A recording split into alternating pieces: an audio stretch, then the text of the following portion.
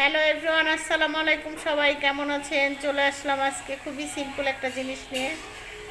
এই যে দেখতে পাচ্ছেন শুকনা মরিচ, এই শুকনা মরিচ দিয়ে ঝাল ঝাল করে টক ভর্তা বানাবো। সেটা হচ্ছে জলপাই। এখানে আমি 3টা জলপাই নিয়েছি। জলপাই দিয়ে সুন্দর করে ঝাল ঝাল করে একটু ভর্তা খেতে ইচ্ছে করছে, তাই ভাবলাম যে ভর্তাটা তাহলে বানিয়ে ফেলি। আর এই ভর্তা এই সময় একটু রোদ আছে, ভালোই লাগবে খেতে, তাই চলে আসলাম। আর ভাবলাম একা একা খাবো, সবাইকে একটু দেখিয়ে দেখিয়ে খাই কেমন লাগে। তো সবাই দেখবেন আর সবাই শেয়ার করবেন আমার চ্যানেলটা Bangladesh blogger Mary. Subscribe, share, like করতে ভুলবেন না সবাই। তা কার কেমন লাগবে আমার এই ভর্তাটা সবাই শেয়ার করবেন।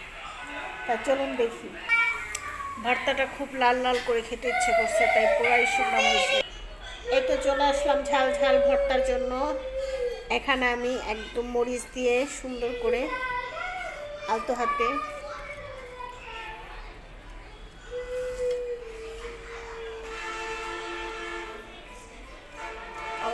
হ্যাভি টেস্ট ভর্তা। যদি কারো চিনি খেতে ইচ্ছা করে তাহলে চিনি দিয়ে নেবেন, যেহেতু আমি টক খেতে ইচ্ছে করছে টক দিয়ে নিয়েছি।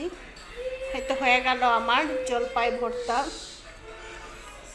এই শীতে বেশি বেশি জলপাই ভর্তা খাবেন, প্রচুর ভিটামিন সি আছে জলপাই ভর্তাতে, খুবই মজা। দেখবেন এখন কে খায়। তাই আমার চ্যানেলটা সবাই আসবেন, বেশি বেশি দেখবেন এবং সবাই আমাকে সাপোর্ট করবেন। আমার চ্যানেলের নাম হচ্ছে Bangladesh blogger Mary. Like share করতে ভুলবেন না। তো সবাই ভালো থাকবেন আর বেশি বেশি এই সিজনে জলপাই ভর্তা খাবেন। তো সবাই ভালো থাকেন। আল্লাহ হাফিজ।